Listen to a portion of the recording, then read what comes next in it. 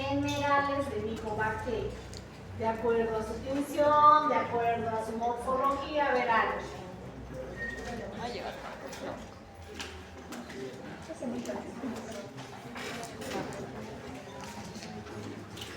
¿Por qué no se le clasifica directamente como gram? Digo, o gram negativo. Porque tienen una mezcla. No se tiene. ¿Por qué no se tiene? ¿Membrana o pared? Porque tiene una pared diferente, ¿no ves? Que tiene una capa parecida a los peptidoglicanos de las gram positivas, pero superiormente a esta capa existe una capa gruesa ¿de qué? De ácidos por eso se llaman micobacterias, ¿no ve? Micólicos, que al ser ácidos grasos son impermeables. Entonces, al ser esta capa gruesa impermeable, impide que el gram, que la tensión del gram tiña el peptidoglicano, porque el peptidoglicano es el que se tiñe, ¿no ve? Y de ahí viene la clasificación de gram positivos y gram negativos. Aparte de sus ácidos micólicos, va a tener otras estructuras como son las porinas, y hemos visto aquí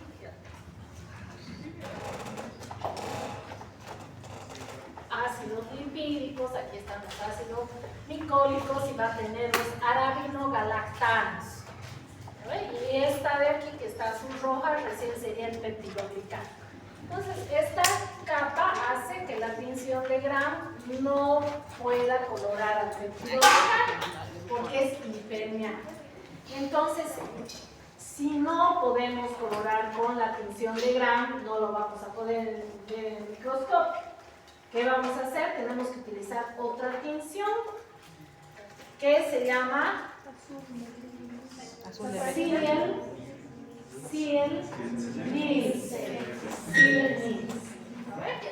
Y esta tinción va a utilizar como dentro de su proceso un ácido, una solución ácido alcohólica, que en las gram las va a lavar. En cambio aquí van a ser resistentes, por eso también se llama BAR. ¿Qué significa BAR? Bacteria, ácido. Bacilo ácido alcohol resistente. Entonces, si nosotros vamos a hablar de las generalidades, ¿de quién suena? De mí. Sí, es muy importante. Ya. Ah, el sol, ¿eso qué es? ¿Qué cosa? Bueno, entonces, si vamos a hablar de las generalidades de las micobacterias, porque cuando hablamos de micobacterias estamos hablando de una familia, ¿no ven? Esta familia tiene géneros, y dentro de los géneros está el género Mycobacterium, pero hay diferentes especies que no solamente es Mycobacterium tuberculosis. ¿Cuál más está dentro del género de estas, de las Mycobacterias? Mycobacterium leprae, que produce la lepra. Entonces son parecidos, tienen una estructura morfológica y también de pared muy parecidas, ¿no? Claro, porque son el mismo género. Entonces, si hablamos de las características generales, vamos a decir son bacilos ácido alcohol resistentes que pertenecen al género de las micobacterias y en alguna literatura van a encontrar clasificados como gram positivos porque tienen su capa de peptidoglicanos gruesa, pero no son gram positivos en sí, ¿no? Después habíamos hablado de ahí nos hemos quedado. Ya habíamos hablado en esta parte de lo que son las micobacterias resistentes. Habían las MDR y las XDR. Ya, ¿qué eran? ¿A qué se refería exactamente con MDR? La multidrogoresistente. Multidrogoresistente y extradrogoresistente. ¿A ver? Entonces, en el género de micobacterias y más específicamente de tuberculosis, cuando decimos que es una MDR, ¿a qué antibióticos es? Rifampicina y isoniazida. A la rifampicina y a la isoniazida. Pero si hablamos de XDR, aumentamos dos más, las fluoroquinolonas y los aminoglucósidos. ¿No ven? Ya, entonces ahí nos habíamos quedado y los conceptos están claros.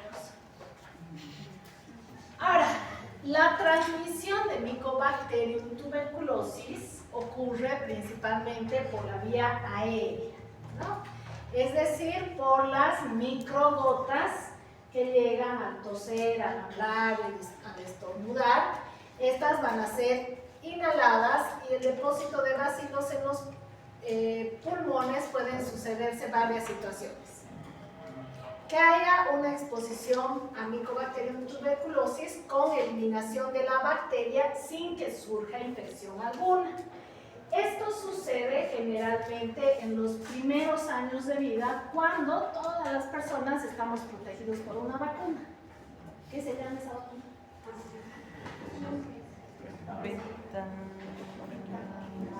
Por ahí la BCG. ¿Qué quiere decir BCG?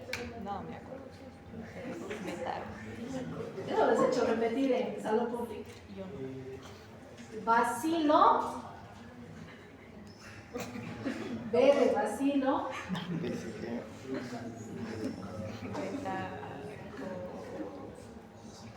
Bacilo de Calmet.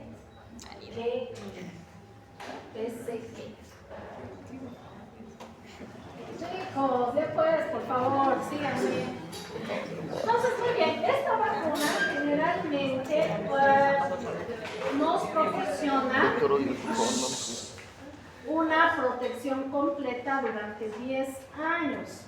Después de los 10 años, su protección va a ir bajando paulatinamente.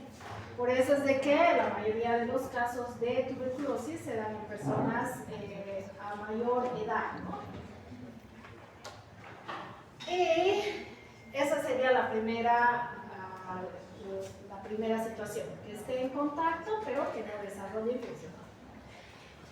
La segunda situación sería de que haya el desarrollo de una infección tuberculosa primaria, se llama, y luego que haya una enfermedad por Mycobacterium tuberculosis que se origine una enfermedad entre las 2 y 6 semanas después de la infección, que sería la enfermedad tuberculosa primaria. ¿Ya? Y después de esto, la infección tuberculosa primaria va a quedar contenida en un gránulo de macrófagos y linfocitos T. Eso ya han visto seguramente en fisiología. ahorita. Están viendo lo que son los linfocitos T, los natural killers. Los linfocitos TCD4, estos producen una reacción de hipersensibilidad retardada de tipo 4. Entonces estas van a hacer que se contenga la infección, está contenida en un granuloma, pero con el paso de los tiempos se puede desarrollar una enfermedad tuberculosa por reactivación, que es la que frecuentemente presenta la mayor clínica, ¿no? Y la mayor cantidad de casos. Ahora, ¿cómo sucede la infección por Mycobacterium tuberculosis? Los macrófagos fagocitan a las micobacterias y forman granulomas que mantienen contenido al bacilo. Ya son granulomas. El bacilo está contenido ahí en los granulomas de macrófagos. El tejido del interior muere, se forma una necrosis como resultado del proceso conocido como necrosis gaseosa. ¿Ya? Luego, este granuloma va a hacer un fenómeno como de explotar que se conoce como cavitación. Cavitación. Eso va a producir que se formen en el pulmón cavernas. Esas cavernas son patognomónicas, quiere decir que son signos muy clásicos de tuberculosis. Cuando yo en una radiografía, ya cuando ustedes vean imagenología, lleven todo lo que es rayos X, y observen una radiografía pulmones con cavernas, van a sospechar primeramente en tuberculosis, ¿ya? A esta zona se llama foco de Gone cuando es el foco pulmonar inicial. Aunque Mycobacterium tuberculosis puede sobrevivir en su interior, su crecimiento es inhibido por la baja de presión de oxígeno, y esto es importante porque Mycobacterium tuberculosis es aerobia estricta, no resiste a bajas de presión de oxígeno, ¿no? Es aerobia. Y ante la presencia de un pH ácido, puede permanecer en estado latente durante meses, años o en más del 90% toda la vida, ¿no? Entonces esto es gracias a esos granulomas que producen los macrófagos y los linfocitos T. Ahora, cuando la respuesta inmune es insuficiente, se produce la enfermedad por tuberculosis. O sea, primero la infección primaria, ¿no ven? Y luego viene, después del paso del tiempo, hay una disminución del sistema inmune. Sobre todo, ahora se habla mucho de lo que es la coinfección tuberculosis VIH. Entonces, si nosotros hablamos del virus de la inmunodeficiencia humana, su principal blanco son los linfocitos TCD4, ¿no? Que esos son los que estaban conteniendo, estamos hablando de la hipersensibilidad tipo 4, retardada, están conteniendo a los bacilos, pero si estos son atacados, por ejemplo, por un virus como es el del VIH, disminuye la cantidad de estos linfocitos, ¿no? Entonces, hay las reactivaciones o ya la enfermedad pulmonar por tuberculosis. Por lo general se da en los 2 primeros años siguientes a la primoinfección. Entonces aquí dentro de lo que es la patogénesis, vamos a ver que ingresa por vía respiratoria. Los bacilos son atacados por los macrófagos. Hay una destrucción de macrófagos y diseminación a los ganglios linfáticos y órganos periféricos, ¿no? Entonces, el huésped que tiene un sistema inmunológico competente desarrolla hipersensibilidad tipo 4, que es la hipersensibilidad mediada por linfocitos T, e inmunidad celular, y hay una intradermoreacción positiva a la PPD. Ahorita les voy a explicar al final en diagnóstico que el diagnóstico para tuberculosis puede ser de 2 tipos: la directa, cuando observamos a la bacteria, y la indirecta, como es la PPD, que es una reacción de nuestro cuerpo hacia el contacto con el Mycobacterium. En este caso, por ahorita les voy a explicar, ¿ya? Se forma la lesión caseosa. Esa lesión caseosa del granuloma, que en el centro se hacía una necrosis y luego una cavitación, ¿no? Los macrófagos eliminan a las bacterias y la lesión se calcifica. Entonces, una vez que los macrófagos eliminan a las bacterias, esa lesión, ese granuloma se calcifica. Y vamos a ver, por ejemplo, en los pacientes que en Bolivia es muy típico, ¿no? Ver unas personas de la tercera edad, por ejemplo, que tienen fibrosis pulmonar. Esas fibrosis hacen que el pulmón, el tejido pulmonar, no tenga una buena elasticidad, una buena expansibilidad. ¿Por qué? Porque es tejido cicatrizado y esas cicatrices son calcificadas, ¿no? Entonces hay lesiones calcificadas. Ahora, se puede reactivar en caso de que haya una supresión del sistema inmune, ¿no?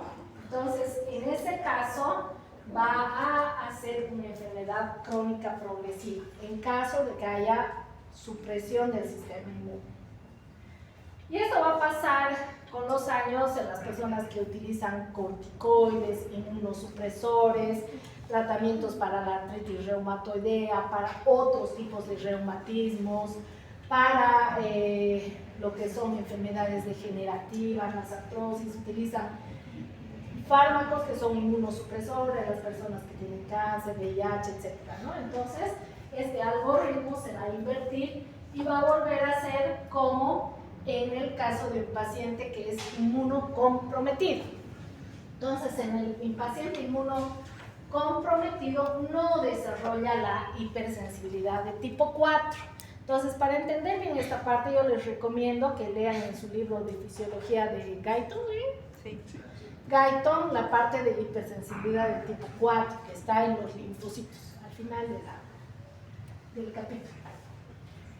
Y va a desarrollar una enfermedad progresiva, ¿no?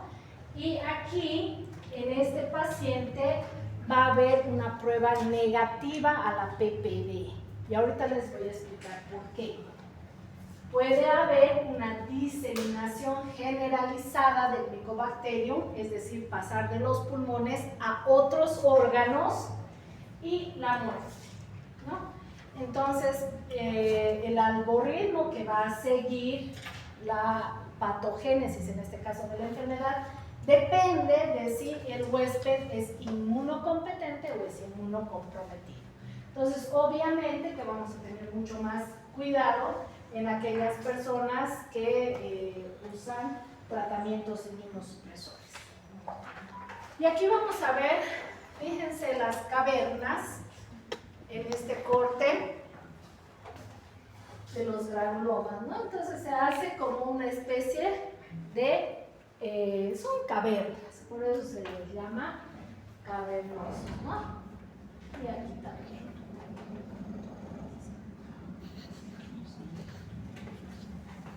Ahora, la epidemiología, entonces la tríada clásica, ¿no? Tenemos al agente Mycobacterium tuberculosis, el medio ambiente y el huésped. Entonces, esta triada ecológica, que se le llama en epidemiología, es importante porque va a depender bastante no solamente del agente, sino también las condiciones del huésped, como es el caso de su sistema inmunológico, pero también del medio ambiente, como puede ser el hacinamiento, la desnutrición, el alcoholismo y otros factores predisponentes a que ese algoritmo que hemos visto desarrolle de una forma o de la otra. ¿No ven? Ahora, ¿quiénes son los grupos vulnerables? Siempre van a ser los que tengan el sistema inmunológico más deprimido, ¿no? Entonces están las personas con infección por el VIH y de hecho esto les voy a hacer un curso. ¿Les he hecho hacer en Salud Pública? No. Sí. Les voy a hacer un curso que es un curso que da la OPS que se llama Actuación manejo de los pacientes con coinfección de TBI y VIH. Entonces, estos cursos los ofrece la OPS, son gratuitos, ¿ya? Pero te emiten un certificado que es válido para ustedes, para su currículum, para lo que quieran, porque es certificado por la OPS, si apruebas el curso con 80 puntos y más. Entonces ahí el curso tiene videos, tiene tareas, tiene exámenes, cuestionarios que uno tiene que aprobarlos con una nota de 80 o más para obtener el certificado. Entonces eso les voy a dar esta tarea para un grupo de laboratorio, para el público que me queda, para que valga la casilla de una evaluación. Entonces la evaluación que se saque en ese curso, en la misma nota va a ser para su casilla de ¿Ya? Lo bueno es de que pueden hacerlo en su casa, en la noche, en el tiempo que tengan libre. Son cursos bien bonitos y además que les sirven porque tienen un certificado. ¿Ya? Personas que se infectaron con las bacterias de tuberculosis en los últimos 2 años, bebés y niños pequeños, personas inmunocomprometidas, ancianos.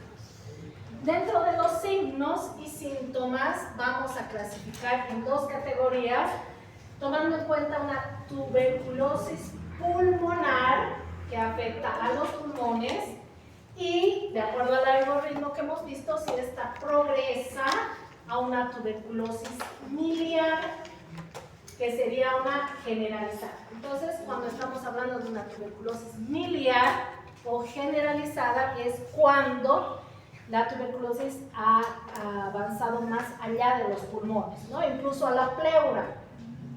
Ya se habla de una tuberculosis miliar. Entonces, si hablamos de los síntomas pulmonares, tenemos una tos intensa que dura 3 semanas o más, expectoración, hemoptisis. ¿Qué quiere decir hemoptisis? Tos con sangre, dolor torácico, dificultad respiratoria. Entonces, nosotros aquí hay una definición epidemiológica que se llama sintomático respiratorio. Entonces, cuando ha sido el tiempo del COVID, por ejemplo, se manejaba muy mal este término, sintomático respiratorio, porque ante una persona que tenía tos, ya le decían sintomático respiratorio, ¿no? Venía un sintomático respiratorio. No, el sintomático respiratorio, por definición, es aquella persona que tiene tos permanente mayor a 15 días. Ese es un sintomático respiratorio. Entonces, si yo tengo una tos de 2 días, de un día, de 2 días, no soy sintomático respiratorio. ¿Ya? Entonces, la tos intensa que dura 3 semanas, 15 días ya son 3 semanas, 14 son 12 o más, y en ese caso es un sintomático respiratorio. Por epidemiología, por estadística, en Bolivia ya se tendría que hacer el manejo o el protocolo para sintomático respiratorio, que sería a través de una vaciloscopía, ¿no? O sea, habría que pedir una vaciloscopía para ver si es de que encontrábamos a estos bacilos, que son los bacilos de la tuberculosis, ¿no? Dentro de los síntomas generales, bueno, esto es el caso de la tuberculosis pulmonar, ¿no? Síntomas pulmonares, síntomas generales, fiebre, diaforesis nocturna. ¿Qué quiere decir diaforesis? ¿Qué quiere decir diaforesis? Tos nocturna.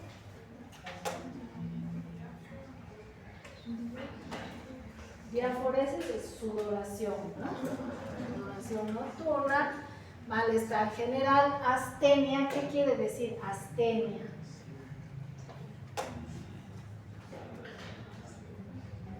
Lo que ustedes siempre tienen. Decaimiento, cansancio. Adinamia, también ustedes siempre tienen. ¿Qué quiere decir adinamia? Poco movimiento. No quiere moverse. Cefalea, pérdida de peso y anorexia. ¿No? ¿Qué es anorexia? Pérdida del apetito. Muy bien. Entonces, esos serían los signos y síntomas de una tuberculosis pulmonar. Pero hay también la enfermedad extrapulmonar o tuberculosis biliar o diseminada. Es diseminada si se ha extendido desde los pulmones a otros órganos del cuerpo por medio de la sangre o el sistema linfático. En la enfermedad diseminada, los órganos y tejidos afectados pueden ser ganglios, pleuras, sistema genitourinario, gastrointestinal, huesos y articulaciones, meninges, peritoneo, pericardio. ¿Ya? Entonces, cuando sale de los pulmones, ya estamos hablando y afecta algún otro órgano, incluida la pleura, ya estamos hablando de una tuberculosis miliar. Que ha sido pregunta de un examen, ¿qué es tuberculosis miliar? Y no. Diagnóstico. Entonces, el diagnóstico se lo hace mediante métodos directos o indirectos. ¿No? Directos es cuando lo observamos a la bacteria. Entonces, aquí podemos tener las muestras que pueden ser de esputo, generalmente. Entonces, si nosotros estamos hablando de una tuberculosis pulmonar y estamos hablando de un sintomático respiratorio, ¿no? Una tuberculosis pulmonar, un sintomático respiratorio que ya está con tos mayor a 15 días. Entonces, en ese caso le vamos a pedir una muestra de esputo, que se llama baciloscopía seriada.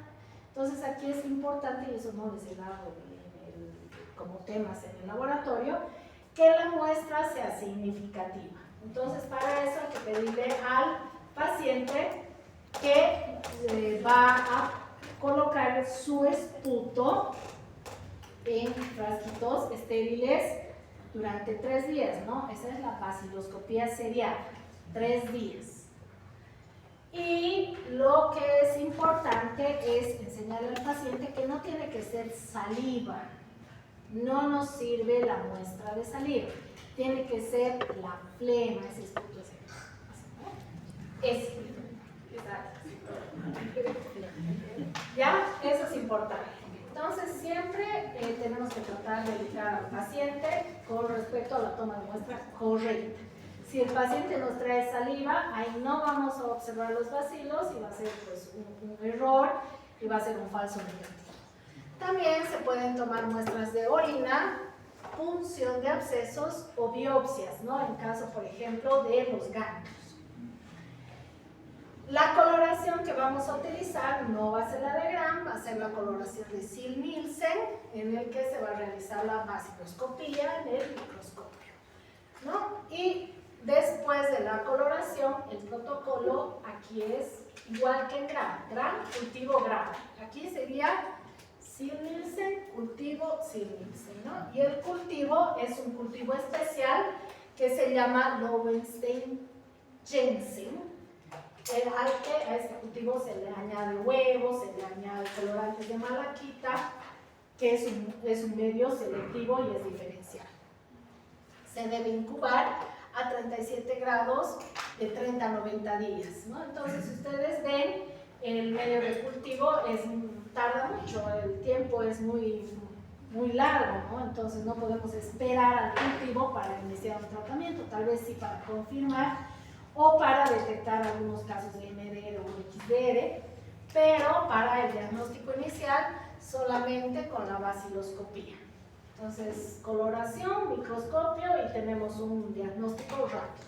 Generalmente de un esputo seriado de 3 días, ¿no? Con muestra de esputo, no de saliva.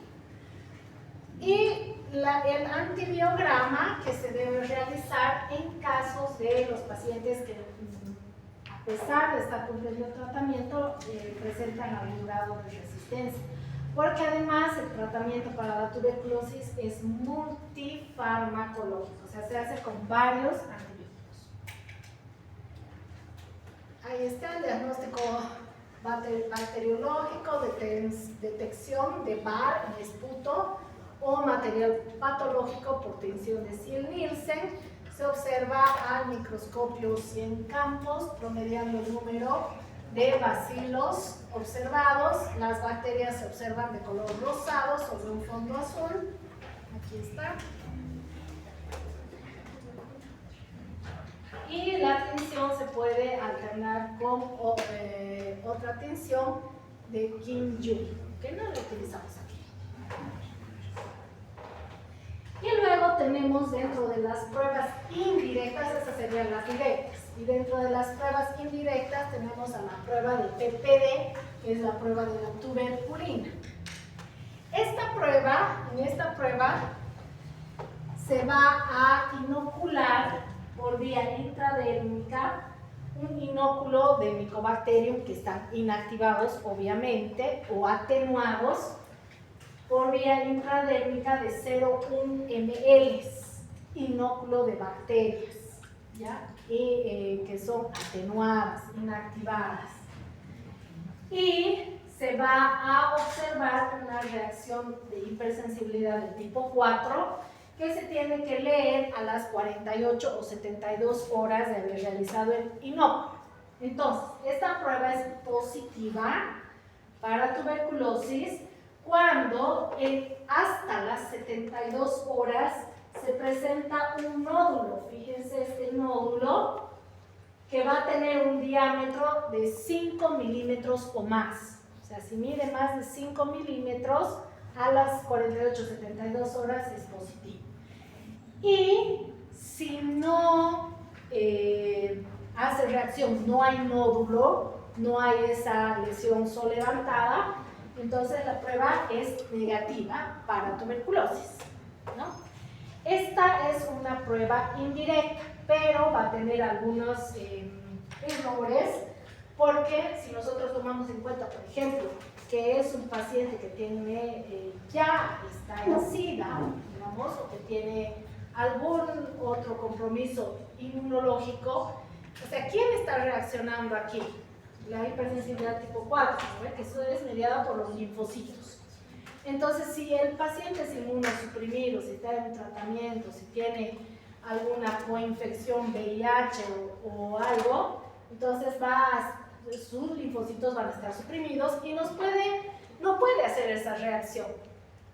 ¿No? O sea, no va a haber la reacción y lo podemos interpretar como negativo, siendo que es positivo. El problema es inmunológico, ¿no? Entonces esta prueba es indirecta y que depende mucho del sistema inmunológico del paciente, pero sí es una prueba que se la hace frecuentemente en nuestro medio y sobre todo en los pacientes que no tienen una patología de base como un cáncer o un VIH, ¿no?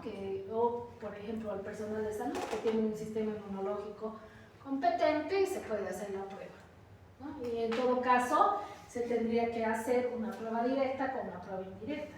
No hacer la vaciloscopía, pero también podemos hacer esta prueba. Y el agar que utilizamos para Mycobacterium es el agar Lowenstein-Jensen, ahí está mal escrito, dice Lowenstein, que este tiene huevo, que le va a proporcionar la albúmina y lípidos. Tiene el verde malaquita, que el verde malaquita es para inhibir el crecimiento de otras bacterias, por eso es selectivo. Tiene glicerol como fuente de carbono y tiene la asparagina, que es fuente de nitrógeno. Entonces no va a crecer en un medio agar normal o un agar sangre. No. Ahora el tratamiento. El tratamiento, como les había dicho, es con múltiples fármacos. Entonces el esquema que se maneja aquí en Bolivia va a ser de acuerdo a si es sensible o si es un paciente MDR o con una coinfección por VIH, ¿no? Entonces, los medicamentos que se utilicen para una tuberculosis sensible, que no es MDR, que no es XDR, es simple, normal, que sí responde sensible al tratamiento, dura 6 meses, ¿ya? Para una que no es múltiple resistente o sensible, dura 6 meses.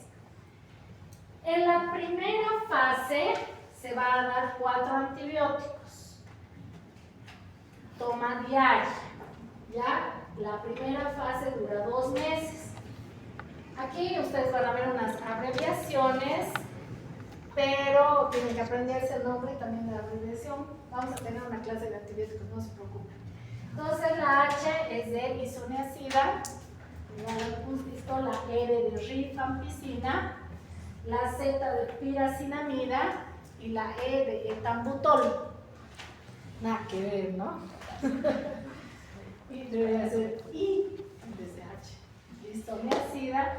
Entonces, la primera fase dura 2 meses con isoniazida, rifampicina, piracinamida y etambutol. Y la segunda fase dura 4 meses, pero va a tomar 3 veces a la semana isoniazida y 3 veces a la semana rifampicina. Por eso dice H3R3. ¿No? 3 días a la semana isoniazida y 3 días a la semana rifampicina. Y ese dura 4 meses. Entonces, si ustedes ven, por ejemplo, la primera fase, que es la más complicada porque son 4 medicamentos todos los días, esto va a depender mucho de la estrategia del personal de salud y la educación en salud que pueda recibir el paciente, de su nivel educativo, cultural, etcétera, porque algunos centros de salud, por ejemplo, les dejan el medicamento para una semana y luego vuelven en una semana para ver si ha tomado su medicamento, si ha cumplido el tratamiento, etcétera, ¿no? Pero en los centros más grandes, urbanos, por ejemplo, le dan para un mes. Entonces aquí ya depende mucho del paciente, del grado de conciencia, del grado de educación, de disciplina que tenga. Nosotros como personal de salud, aquí es muy importante la educación en salud, la salud pública. O sea, decirle que si no toma su medicamento luego puede hacer resistencia, es peor. O sea, tratar de que el paciente entienda y haga conciencia de su salud, ¿no? Ahora, en los casos de tuberculosis biliar o extrapulmonar, fíjense, ya no son 6 meses, ya son 12 meses, ya es un año que tiene que estar en tratamiento el paciente. Aquí es más complicado porque los pacientes se aburren de tomar tantos medicamentos, se olvidan o ya no quieren, ¿no? Aquí vamos a tener una dosis diaria de isoniazida, rifampicina, piracinamida y etambutol. La primera fase. La segunda fase es isoniazida y rifampicina durante 10 meses. Estamos hablando de una tuberculosis biliar, pero que aún así es sensible a los antibióticos. El esquema para tuberculosis por infección por VIH igual va a ser de 6 meses. La primera fase, isoniazida, rifampicina, piracinamida y etambutol con una dosis diaria, y la segunda fase, isoniazida, rifampicina por 4 meses, ¿no? Entonces, este esquema, estamos hablando en todos los casos de pacientes con un reporte de sensibilidad al antibiótico. Y aquí no estamos tocando nada de lo que son los MDRs o los XDR, porque aquí, por ejemplo, no están los aminoglucósidos, ¿no? Así que mínimo van a llevar farmacología y van a tener que saber la dosis, van a tener que saber cómo actúa, vías de administración, dónde se metaboliza, vida media, van a tener que saber todo, farmacodinamia, farmacocinética, todo. Pero aquí solamente vamos a aprender lo que realmente importa para el paciente, ¿ya? Entonces, de acuerdo a lo que es este último cuadrito, la tuberculosis miliar, vamos a ver, fíjense, en este estudio que el que más porcentaje ha obtenido es la tuberculosis pleural, obviamente por la continuidad que tiene anatómica con el pulmón, ¿no? Luego, tuberculosis meningia, tuberculosis peritoneal, ganglionar, osteoarticular, genital, mamaria, renal, pericardio, intestinal, cutánea y otros. Entonces, básicamente, el Mycobacterium puede infectar a cualquier zona, a cualquier órgano, pero siempre va a depender del sistema inmunológico y de la hipersensibilidad retardada que se tiene. Entonces, hasta aquí terminamos. El día viernes, no se olvide el grupo que tiene que investigar Mycobacterium leprae o bacilo de Hansen.